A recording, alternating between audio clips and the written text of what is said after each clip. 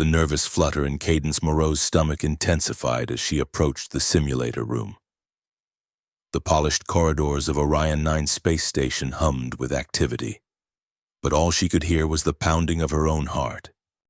"You've got this, Cad," she whispered to herself in her native Alarian lilt. The musical tones at odds with the sterile environment of the United Alliance's premier flight academy. The year 2357 marked the first time an Alarian had been accepted into the elite pilot program. 6 months in, and Cadence still felt like an outsider. Her unique accent, melodic and punctuated with subtle harmonics imperceptible to human ears, had become a source of amusement for her fellow cadets. The simulator room doors slid open with a hydraulic hiss. 20 pairs of eyes turned toward her, and Cadence felt her throat tighten. At the front of the room stood Lieutenant Riker Reich Sol, the program's star pilot, his posture radiating confidence as he completed his presentation. "A perfect timing. Cadet Moreau," Instructor Kellen Hurst said, his voice firm but not unkind. "You're up next." Cadence made her way to the podium, her data tablet clutched tightly against her chest. The presentation she'd prepared represented months of work and adaptation of Alarian bioengine technology that could revolutionize space travel. If only they would listen past her accent. "Today I will present my proposal for integration of Alarian bio-responsive propulsion systems into standard X-13 spacecraft," she began, trying to flatten the musical cadence of her speech. The words felt wrong in her mouth, stripped of their natural rhythm. From the second row, Riker smirked and whispered something to the cadet beside him, who struggled to suppress a laugh. Cadence's cheeks warmed, but she continued, activating the holographic display. A three-dimensional model of her engine design rotated slowly above the podium. "The key innovation is the living membrane that lines combustion chamber," she explained, her accent becoming more pronounced as her nervousness grew.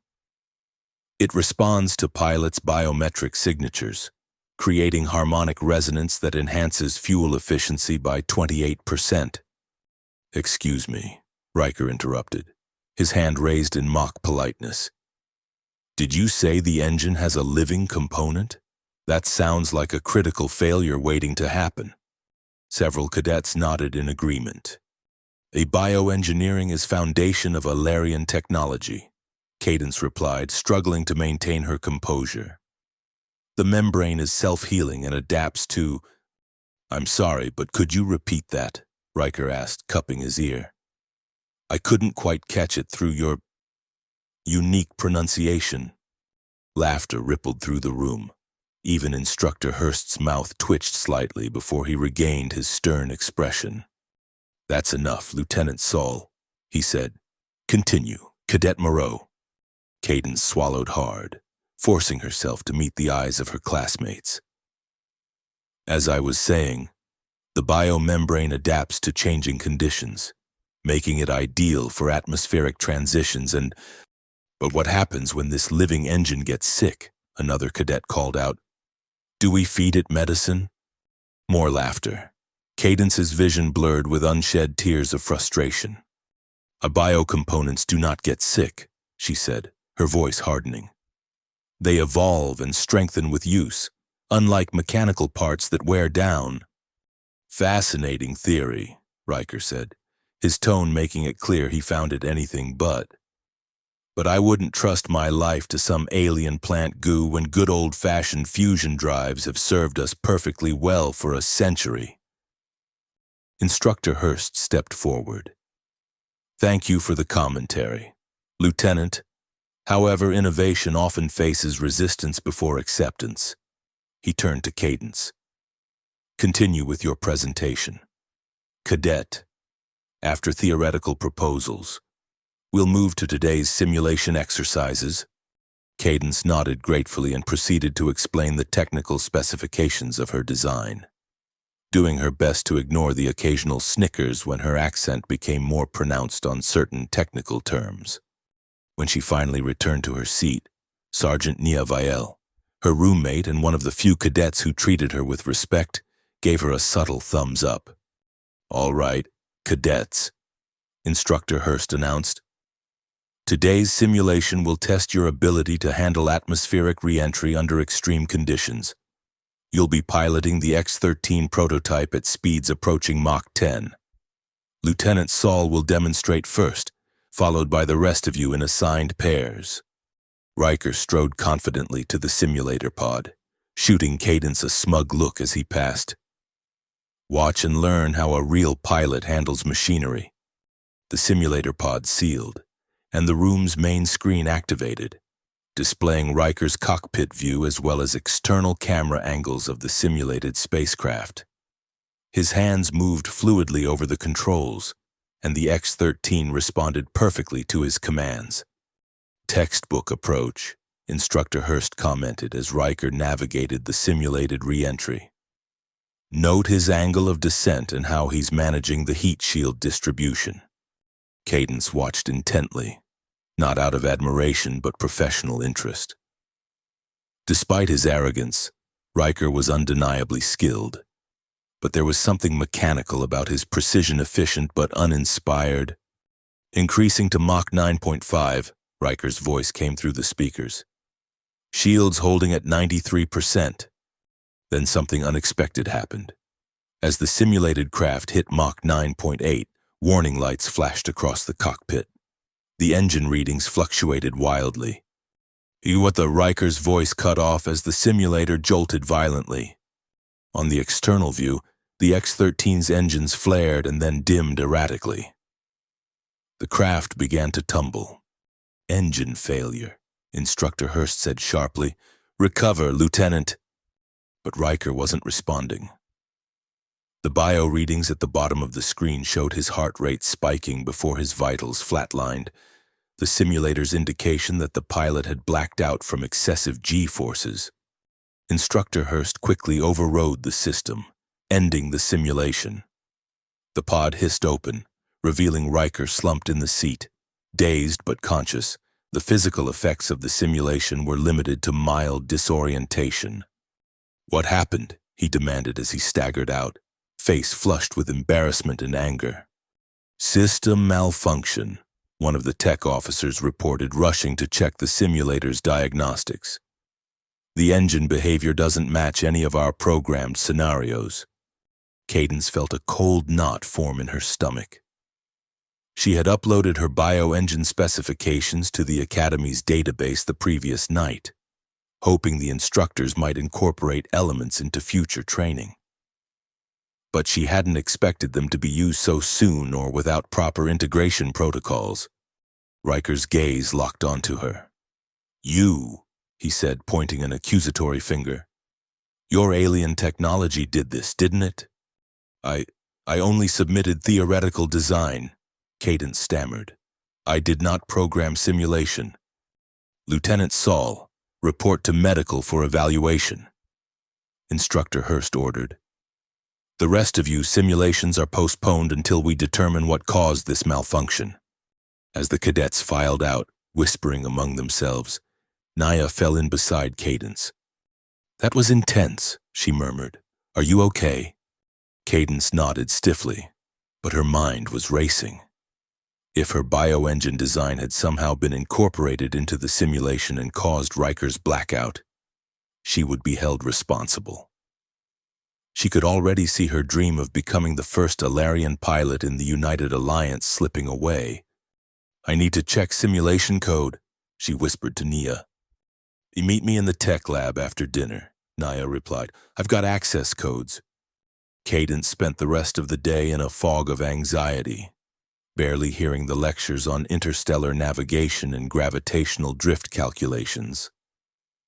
By the time she met Naya in the deserted tech lab that evening, rumors had spread throughout the station that the Alarian cadet had sabotaged the star pilot's simulation.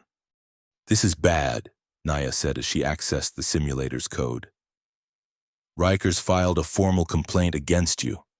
He's claiming you deliberately programmed the simulator to fail." "That is absurd," Cadence replied, the musical undertones of her native language becoming more pronounced in her distress. Why would I do such thing? Revenge for his mockery? Alien agenda? Who knows what he's thinking? Naya's fingers flew over the keyboard. But we need to find out what really happened before the disciplinary hearing tomorrow. The code scrolled across the screen. Thousands of lines of complex programming that controlled every aspect of the simulator's function. Cadence's eyes narrowed as she spotted something unusual. There, she said, pointing to a section of code. That is bioresponse protocol I submitted, but it has been modified. Naya zoomed in on the code segment. It looks like someone integrated your bioengine design into the simulator's standard protocols, but without the proper interface adaptations. She frowned. According to this, your engine design includes a biometric security feature that only responds to authorized pilot signatures. Yes, Cadence confirmed. On Alari, all technology is personalized to user. It is safety measure. And since Riker wasn't an authorized user in your original design, the system would interpret him as intruder and shut down. Cadence finished, understanding dawning. But who would implement my design without consulting me first? The lab door slid open and they both jumped. Instructor Hurst stood in the doorway, his expression unreadable. I was hoping I'd find you here, Cadet Moreau, he said, stepping into the room. I see you've discovered our little test. Test? Cadence echoed. I had our tech team implement aspects of your bioengine design into the simulator. Not fully functional, of course, but enough to observe how traditional pilots might interact with the technology. He crossed to the console, examining the code on the screen. I didn't anticipate the security lockout. That was an oversight on my part. With respect, sir, Naya interjected, implementing untested technology without proper protocols or informing the designer is against Alliance regulations. Hurst's expression hardened. I'm well aware of regulations. Sergeant Vale. Sometimes progress requires pushing boundaries. He turned to Cadence. Your design is innovative, Cadet, but innovation is worthless if it can't be integrated with existing systems and pilots. The biosecurity would not have activated if proper implementation had been done. Cadence argued, her accent thickening with emotion. On Alari, we undergo harmonization ritual before interfacing with new technology. This isn't Alari, Hurst replied. If your technology can't adapt to Alliance methods, it has no place in our fleet. The words stung, but Cadence stood her ground. With respect, sir, adaptation goes both ways. My technology has much to offer if Alliance is willing to learn new approaches. For a long moment, Hurst studied her, his stern features revealing nothing of his thoughts. Finally, he nodded. Perhaps. For now. I'll clear you of any deliberate sabotage charges. But Lieutenant Saul and others remain concerned about alien technology integration. You'll be reassigned to the secondary training group until further notice. After he left, Cadence slumped into a chair, the weight of the day crashing down on her. Secondary training group, she murmured. That is where failed candidates go to complete basic certification. Naya squeezed her shoulder. It's not fair, but it's better than being expelled. And hey, at least Riker knows what it feels like to have your technology reject him. Despite everything, Cadence found herself smiling slightly. Yes, perhaps there is certain, poetic justice. Exactly, Naya said. And this isn't over. The final flight test is in 3 weeks. If you can prove your technology works before then, you might still have a chance. Cadence straightened, determination replacing despair. Then that is what I must do. The next morning, Cadence reported to the secondary training facility, a smaller, older section of the station equipped with outdated simulators and basic flight instruction equipment. The other cadets there, those struggling with the rigorous demands of the elite program, regarded her with curiosity and some suspicion. "He heard you made the golden boy pass out." One of them, a stocky cadet named Torres, remarked as Cadence set up her workstation. "Not sure if I should be impressed or terrified."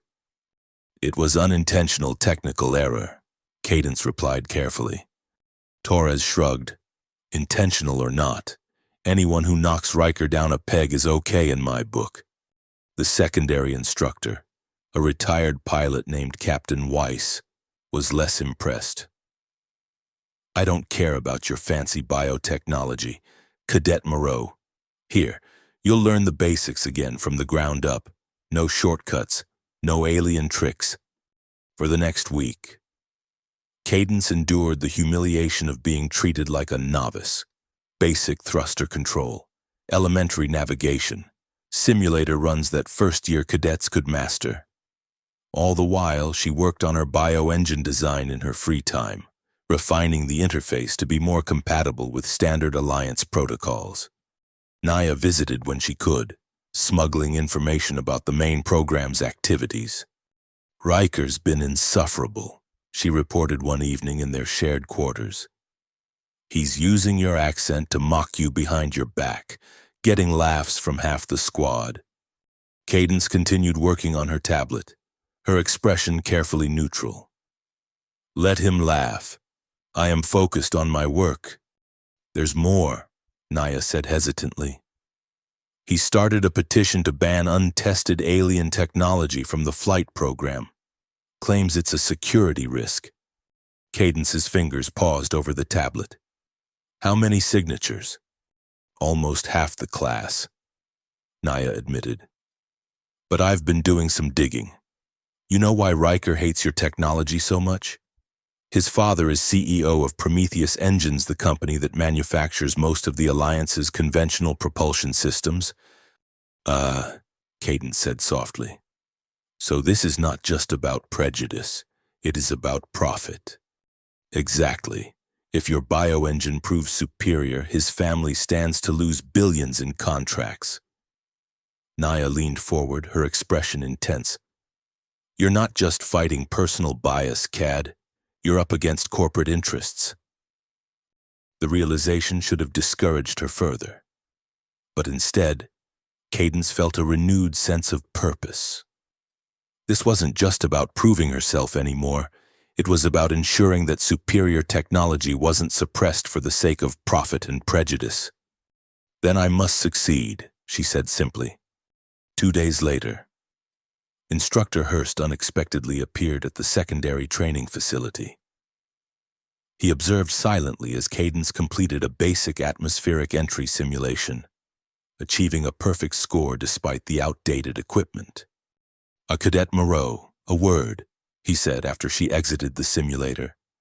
They stepped into a small conference room adjacent to the training area.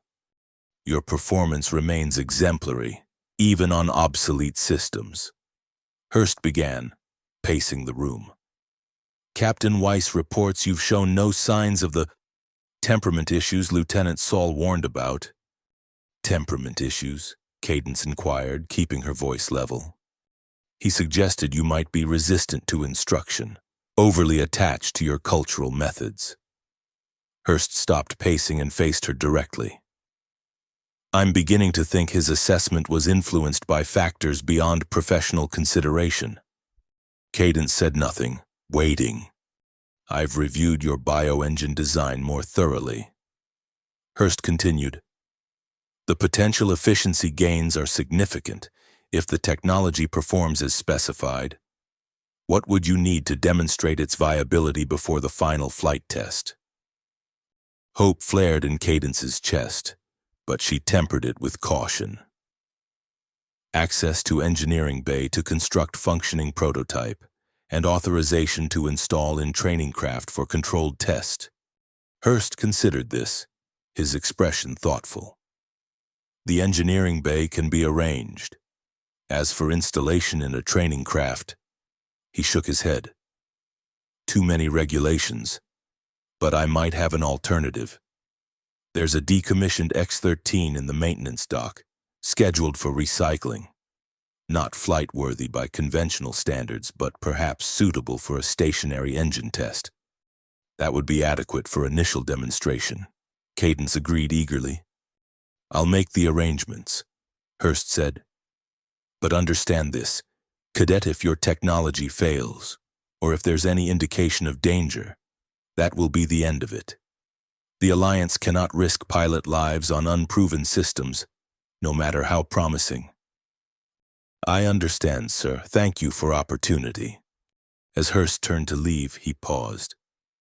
One more thing, Cadet. I've noticed you've been altering your speech patterns, trying to minimize your accent. Cadence tensed. Yes, sir. I thought it would help integration with team. Perhaps, Hurst said. But consider this, if your technology truly operates on bioharmonic principles as you've described, wouldn't your natural speech patterns be optimized for interfacing with it? The observation stunned her. I had not considered that aspect. Sometimes, Cadet Moreau, our greatest strengths lie in the very things others perceive as weaknesses. With that cryptic remark, he left, leaving Cadence to ponder his words. That evening, for the first time since arriving at the academy, Cadence practiced the traditional Alarian voice exercises, the melodic vocalizations that her people use to attune themselves to their technology. The familiar patterns felt like coming home, resonating in her chest and throat in ways that the flat Alliance standard never could. When Naya entered their quarters, she stopped short at the sound. That's beautiful, she said after Cadence finished. What is it? It is Corvassa Harmony singing, Cadence explained. On Alari, we use it to synchronize with our technology and with each other. I've never heard you do that before. I stopped when I came here. I thought it would make me more alien to others. Cadence smiled ruefully. But perhaps I have been approaching this wrong way. Instead of changing myself to fit technology, I should be adapting technology to work with who I truly am. Over the next 10 days, Cadence divided her time between the mandatory secondary training sessions and the engineering bay, where she worked tirelessly on her prototype. The decommissioned X-13 became her canvas. Its conventional engine housing gradually transformed to accommodate the biomembrane she had cultivated from samples she'd brought from home. Word spread throughout the station about the Alarian Cadets project. Some came to observe out of curiosity, others out of skepticism. Riker made a point of visiting once, accompanied by his entourage of admirers. Still playing with your plant goo? He asked, inspecting the translucent, faintly pulsing membrane that now lined the engine housing. Looks like something from a horror vid. Cadence continued her work, applying a nutrient solution to a section of the membrane. Bioresponsive technology often appears unsettling to those unfamiliar with it, she replied, no longer trying to mask her accent. The final flight test is in 4 days. Riker reminded her unnecessarily. Even if this thing works, you won't be ready in time to rejoin the main program.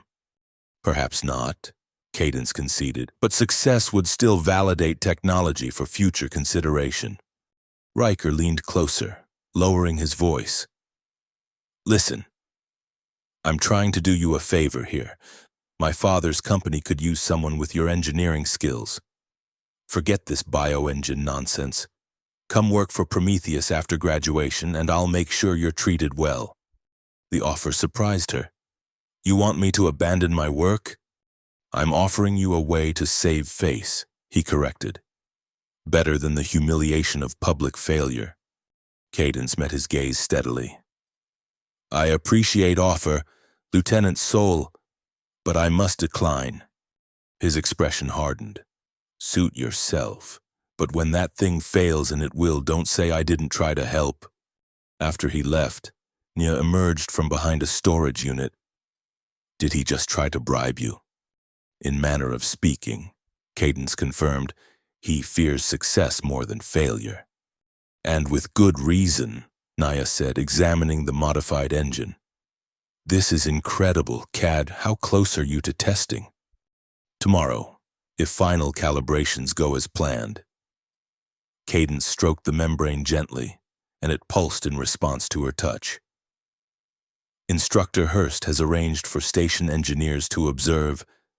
The test the following day drew a larger crowd than expected.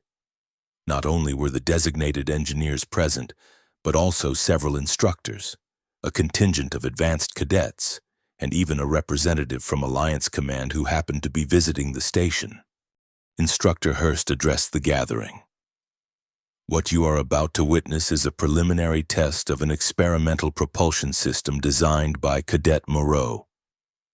This is not an officially sanctioned Alliance project, but rather an educational demonstration of alternative technologies. The disclaimer was necessary. Cadence knew to protect Hurst from potential repercussions if the test failed.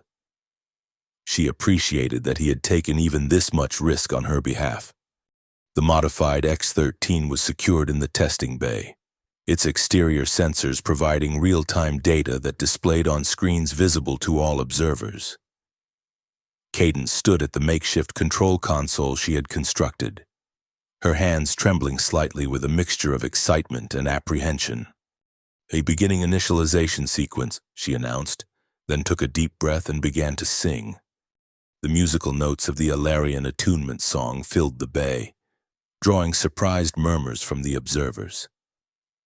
As Cadence's voice rose and fell in the traditional patterns, the biomembrane within the engine housing began to pulse visibly, synchronizing with her vocals.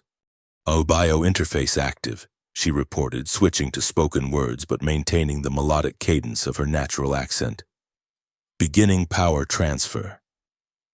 Energy flowed from the station's main grid into the modified engine. On the screens, readings fluctuated as the biomembrane absorbed and redistributed the power in patterns unlike anything the conventional instruments were designed to measure. "Remarkable," one of the engineers murmured, adjusting the sensors to better capture the data. "The energy distribution is unlike anything I've seen, increasing to 25% capacity," Cadence announced. The engine hummed, a sound not mechanical but almost organic, a resonant tone that harmonized with Cadence's voice. The biomembrane glowed softly, pulsating in rhythm with the energy flow. 30%, 40%. At 50% capacity, the first signs of strain appeared. The biomembrane's pulsations became irregular, and warning indicators flashed on Cadence's console. "A harmonic instability detected," she reported, fighting to keep her voice steady. Adjusting resonance pattern. She modulated her speech, changing the tonal quality to match the membrane's new frequency. For a moment, it seemed to work. The reading stabilized, and the membrane's glow strengthened. Then, without warning, a section of the membrane darkened and alarms blared from the console. "A localized cellular degradation," one of the engineers called out. "The membrane is breaking down." "Initiating emergency shutdown," Cadence said, her fingers flying over the controls. But it was too late. With a wet, tearing sound, the affected section of the membrane ruptured, releasing a cloud of bioluminescent particles into the engine housing. Emergency containment fields activated, preventing any breach into the testing bay itself. But the damage was done. Silence fell as the engine powered down, the once vibrant biomembrane now dark and still in the affected area. "Test concluded," Instructor Hurst announced formally. "Engineers will conduct a full analysis of the data gathered." As the observers began to disperse, many casting sympathetic or disappointed glances her way. Cadence remained at the console, staring at the ruined section of her creation. "I don't understand," she murmured when only Naya and Hurst remained. "The membrane should have been stable at that power level. The station's power grid has fluctuations that wouldn't be present in a self-contained spacecraft system." one of the engineers suggested kindly. It might have caused resonance interference, or perhaps the membrane wasn't fully matured, Cadence said, thinking aloud. Alarian biotechnology typically requires longer cultivation period than I was able to provide here. Hurst studied the damaged engine thoughtfully. Despite the failure, the initial readings were promising. The efficiency levels, while brief, exceeded our conventional system significantly. But not enough to salvage program, Cadence said, resignation in her voice. I accept this outcome, instructor. Thank you for opportunity to try. Actually, Hurst said, I've been authorized to offer you a position in the engineering division. Your insights into biotechnology could be valuable, even if not immediately applicable to flight systems. The offer was generous, more than she could have hoped for after such a public failure. Yet it felt like a consolation prize, an acknowledgement that her dream of being a pilot was over. I will consider it, she said politely. After everyone else had gone, Nia helped her begin the cleanup process. Don't give up, she urged. So the test didn't go perfectly, and that doesn't mean the technology doesn't work. But final flight test is in 3 days, Cadence pointed out. Even if I could repair membrane, there is no time for another demonstration. Nia was quiet for a moment, then said, What if you don't need another demonstration? What if you could show how your technology works in the actual flight test? Impossible. I am restricted to secondary training group. About that, Nia said, a mischievous glint in her eye. Riker sprained his wrist during training today. Nothing serious. But Dr. Barnes has recommended he sit out the final test as a precaution. And this matters because they need a replacement pilot. And guess who's next on the qualification list despite being in secondary training? Nia grinned. You. Cadence stared at her in disbelief. They would never allow me to fly after today's failure. The flight roster hasn't been updated yet, if you're officially called up before anyone connects the dots. Nia shrugged. Worth a shot, right? Hope, dangerous and tempting, flickered in Cadence's chest. Even if I am selected, I would be flying standard X-13. My technology would not be factor. Maybe not, Nia said cryptically. Let's just say I might have saved a sample of your biomembrane before the test, and I might have access to the maintenance schedule for the test spacecraft. Nia! Cadence exclaimed, shocked. That would be violation of numerous regulations. Only if we get caught, Nia replied with a wink. Think about it. This could be your only chance to prove what your technology can really do. Cadence should have refused immediately. The risk was enormous, not just to her career, but potentially to the lives of everyone involved if something went wrong. And yet, I need to think, she said finally. That night, sleep eluded her. She lay awake, weighing the risks against the potential benefits. If she succeeded, she could open doors for Alarian technology in the Alliance, paving the way for greater integration and understanding between their cultures. If she failed, her thoughts were interrupted by a notification on her tablet. The updated flight roster for the final test had been posted, and there was her name, Cadet Cadence Moreau, assigned to X-13 designation Bravo 7. The decision had been made for her. Now she had to decide what to do with the opportunity. The next morning, she sought out Nia in the engineering bay. I will not risk unauthorized modifications to test craft, she said firmly. Too dangerous, too many variables. Nia looked disappointed but nodded. I understand. It was a crazy idea anyway. However, Cadence continued, if small sample of biomembrane were to be incorporated into pilot interface systems rather than propulsion specifically, the neural feedback mechanisms that would present minimal risk while potentially demonstrating benefits. A slow smile spread across Nia's face. A compromise, I like it. And since the neural interface is isolated from critical flight systems, precisely. If it functions, it enhances pilot performance. If it fails, standard systems remain operational. They spent the next 2 days preparing in secret.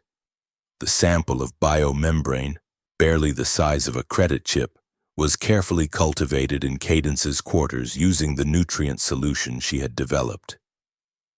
When ready, they would have one chance to install it in the neural interface of her assigned spacecraft before the final test. The day before the test, Cadence was summoned to Instructor Hurst's office. Her heart pounded as she reported as ordered, certain their plan had been discovered. But Hurst's demeanor was calm, even friendly.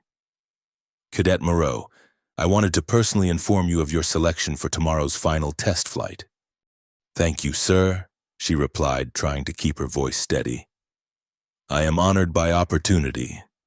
It's not charity, Hurst assured her. Your simulator scores, even in the secondary program, have remained exceptional. Lieutenant Saul's injury simply provided the opening. Cadence nodded, relief washing over her that their plan remained undiscovered. That said, Hurst continued, his expression growing more serious. I'm aware that this represents more than just a test flight for you. It's a chance to prove yourself, to show that an Alarian has a place among Alliance pilots. Yes, sir. The test parameters are challenging by design. You'll be pushing the X-13 to its limits, including brief acceleration to Mach 12 through the station's specialized testing corridor. He leaned forward. No cadet has ever maintained consciousness through the entire Mach 12 sequence. The G-forces simply overwhelm human physiology, even with protective systems. And yet it is required for certification, Cadence noted. The requirement is to attempt the sequence and recover from the inevitable blackout safely. Hurst clarified. It's a test of your autonomic responses and the craft's safety systems as much as your conscious piloting skills. Cadence absorbed this information, her mind racing. The biointerface might provide an advantage in this scenario. Alarians naturally withstood higher G-forces than humans due to their different cardiovascular system. I understand, sir. I will prepare accordingly. One more thing, Hurst said as she turned to leave. Lieutenant Saul will be observing from the control room, along with several Alliance officials. His father has expressed interest in our program's progress. The implication was clear. Riker and his father would be watching, hoping for her failure. I thank you for information, sir, Cadence said, her resolve strengthening. It is good to know who will witness my performance. That night, Cadence and Naya made their move. Using Naya's maintenance access, they entered the hangar where the test spacecraft were being prepared. Bravo 7, Cadence's assigned X-13, sat in its bay, technicians having completed the final checks hours earlier. While Naya kept watch, Cadence quickly accessed the neural interface housing beneath the pilot's seat. The standard interface consisted of a series of sensors that monitored the pilot's vital signs and neural activity, adjusting the craft's feedback systems accordingly. With surgical precision, she integrated the small biomembrane sample into the primary sensor array, then resealed the housing. No going back now, Naya whispered as they slipped out of the hangar. No, Cadence agreed, but I believe this is right path forward. The morning of the final test arrived with a station-wide announcement reminding all personnel of the testing corridor activation. The corridor, a specialized section of the station's outer ring, would create a controlled environment for high-speed atmospheric flight, allowing the cadets to experience near-planetary conditions without leaving the station. In the pilot's briefing room, Cadence and the other test pilots received their final instructions. As the replacement pilot, she was scheduled to fly last, a mixed blessing that gave her more time to prepare but also meant she would face the greatest scrutiny. Remember, this is not a competition, the flight director emphasized. Each of you has a personalized flight plan designed to test specific skills. Follow your assigned parameters exactly. When Cadence's turn finally came, the observation deck was crowded with instructors, officials, and fellow cadets. She spotted Riker among them, his injured wrist in a supportive brace, his expression a mixture of disdain and curiosity. The X-13 welcomed her with the familiar hum of systems activating as she settled into the pilot's seat. Immediately, she felt a subtle difference. A slight tingling where the neural interface made contact with her skin.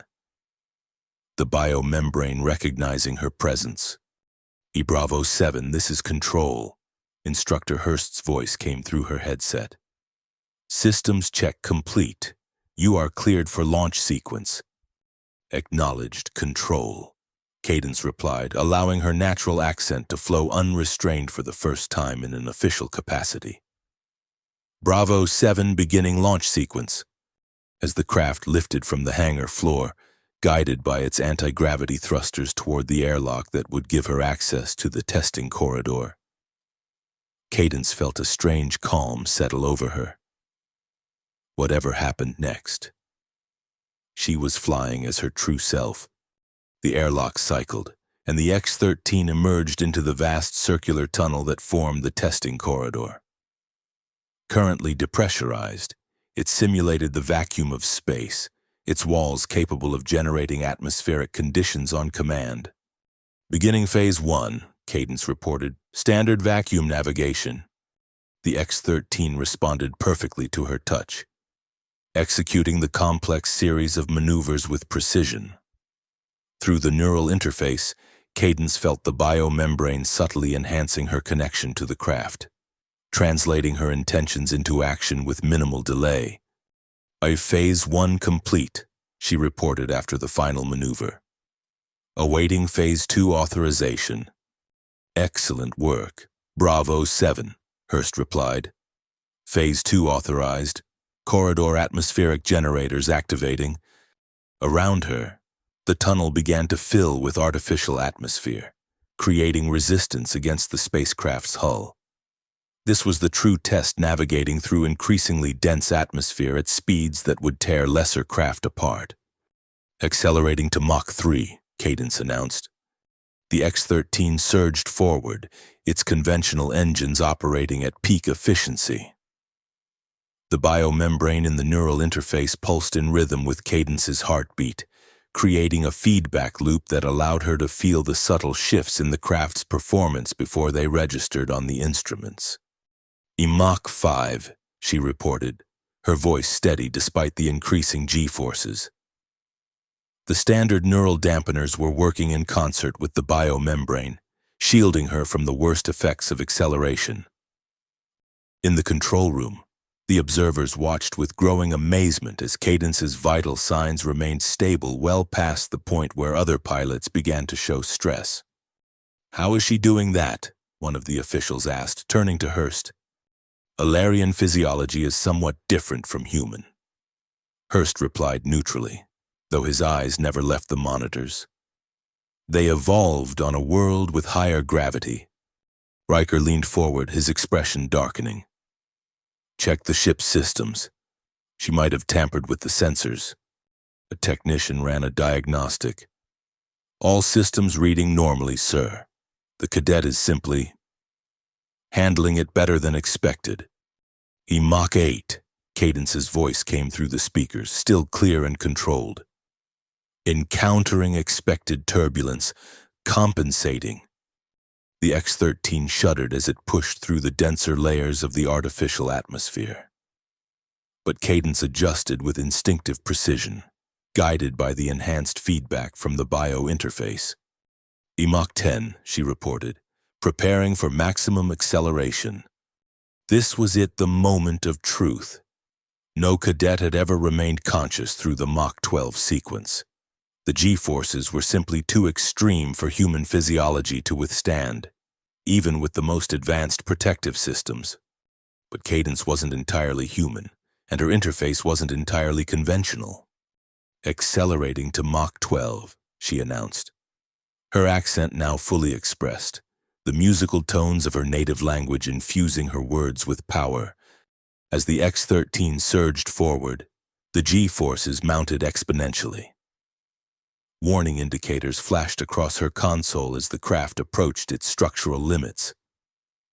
The neural dampeners strained to protect her consciousness from the crushing pressure. In the control room, alarms sounded as Cadence's vital signs began to fluctuate. She's redlining, a technician reported, brain activity showing pre-blackout patterns. A prepare for autonomous recovery sequence, Hurst ordered, though his tone suggested he wasn't entirely convinced it would be necessary. Inside the cockpit, Cadence felt the encroaching darkness at the edges of her vision.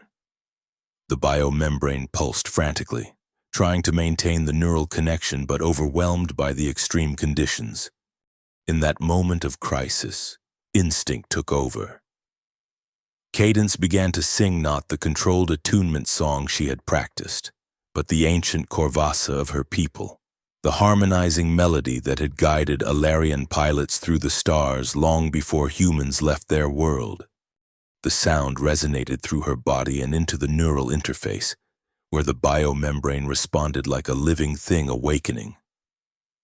It pulsed with renewed vigor, synchronizing with her voice, creating a protective harmonic field around her consciousness. "What is that sound?" someone in the control room asked, as the haunting melody came through the comm system. Riker stood abruptly. "She's using that alien technology. Shut it down." But Hurst held up a hand. "Wait, look at the readings." On the monitors, Cadence's vital signs had stabilized. The X-13 was now moving smoothly through the corridor at Mach 12, maintaining perfect flight trajectory despite the extreme conditions. Mach 12 sustained, Cadence reported between verses of the Corvassa, her voice strong and clear. Completing final approach? The observation deck erupted in murmurs of amazement as the X-13 executed the final sequence of maneuvers and began its deceleration phase, all without the expected pilot blackout. Bravo 7 returning to standard velocity, Cadence announced as she guided the craft back through the atmospheric layers. Mission parameters complete. When she finally emerged from the X-13 in the hangar, Cadence was met with stunned silence. Instructors, officials, and fellow cadets stared at her as if seeing her for the first time. Then, from somewhere in the back of the crowd, someone began to applaud. Others joined in until the hangar echoed with thunderous appreciation. Instructor Hurst approached, his stern features softened by what might have been pride. Unprecedented performance, Cadet Moreau, the first pilot in Academy history to maintain consciousness through the entire Mach 12 sequence. "Thank you, sir," Cadence replied, standing tall despite her exhaustion. "X-13 is remarkable craft." "Indeed, but the craft is only as good as its pilot." Hurst turned to address the gathering. "Today we have witnessed something extraordinary, not just a display of exceptional piloting skill, but a demonstration of what can be achieved when we embrace new perspectives and technologies." As the crowd dispersed, buzzing with excitement, Riker approached. His expression was unreadable, a complex mixture of emotions playing across his features. "That song," he said quietly, "and what was it?" "A Corvassa," Cadence replied. "Harmony singing of my people. It helps us synchronize with our technology and environment." Riker nodded slowly. "It was effective." He hesitated, then extended his hand. "Impressive flying. Moreau?" The gesture surprised her, but Cadence accepted the handshake. "Thank you, Lieutenant. My father wants to speak with you," Riker added. "He has questions about your methods." "I would be happy to discuss with him," Cadence said. "Perhaps there is potential for collaboration between our technologies rather than competition." "Perhaps," Riker conceded, though he didn't sound entirely convinced. Naya pushed through the dispersing crowd and threw her arms around Cadence. "You did it. You actually did it." How do you feel? Exhausted, Cadence admitted, but validated? Over the following days, Cadence found herself the center of attention as news of her achievement spread throughout the station. Alliance officials requested detailed briefings on Alarian biotechnology and its potential applications in spaceflight. Dr. Barnes, the station's chief medical officer, was particularly interested in the physiological aspects of her performance. The neural interface modifications were brilliant, Naya told her as they packed their quarters for the transfer to active duty assignments. Minimal risk, maximum impact. I could not have done it without your help, Cadence replied warmly. Your friendship has meant everything to me here. Speaking of friendship, Naya said, did you hear about your new assignment? Cadence shook her head. The graduation ceremony was still 2 days away, and official assignments wouldn't be announced until then. Well, I have it on good authority that you're being assigned to the Prototype Development Division, Naya revealed with a grin. Apparently, the Alliance is very interested in developing a new class of bio-responsive spacecraft. And you know this how? Because I've been assigned as your technical liaison, Naya replied. We're going to be working together to integrate Alarian biotechnology with Alliance systems. Cadence's eyes widened with delight. That is wonderful news. But what about Prometheus engines? I thought they had exclusive contract for Alliance propulsion systems. They did, Naya confirmed. But after your demonstration, the Alliance Council voted to establish a new research initiative exploring alternative technologies. Prometheus will still manufacture conventional systems, but they'll be partnering with Alarian representatives, including you in the next generation of engines. The graduation ceremony was held in the station's main assembly hall, decorated with the flags of all Alliance member worlds, including for the first time the swirling blue and silver emblem of Alari. Cadence stood tall in her new officer's uniform as Commander Ellison, the station's commanding officer, presented her with both her pilot's wings and a special commendation for innovation. Lieutenant Moreau has demonstrated not only exceptional piloting skills but also the kind of innovative thinking that the United Alliance was founded to foster. Ellison announced to the assembled graduates and dignitaries. Her successful integration of Alarian biotechnology with our existing systems represents a significant leap forward in our ongoing mission to explore and understand our galaxy. As applause filled the hall, Cadence caught sight of Riker in the audience. He nodded to her, a gesture of respect if not quite friendship. Beside him sat an older man who bore a striking resemblance. His father, she presumed, the CEO of Prometheus Engines. The elder soul's expression was calculating, but not hostile. A businessman recognizing both a challenge and an opportunity, after the ceremony, a reception was held in the station's observation lounge, its transparent ceiling offering a breathtaking view of the stars. Cadence found herself surrounded by officials and fellow officers eager to hear more about Alarian technology and culture. Lieutenant Moreau, a voice called, and she turned to find instructor now Captain Hurst approaching with a distinguished-looking Alarian diplomat. Ambassador Talus, Cadence greeted in their native tongue, the musical syllables flowing naturally after so long suppressing them. Your achievement has opened many doors, young one. The ambassador replied in the same language. The Alliance Council has approved a formal technology exchange program between our worlds. I am honored to have played a part, Cadence said sincerely. More than a part, Hurst interjected. You'll be leading the program with Ambassador Talus's guidance, your unique perspective understanding both cultures, both technologies makes you ideally suited for the role.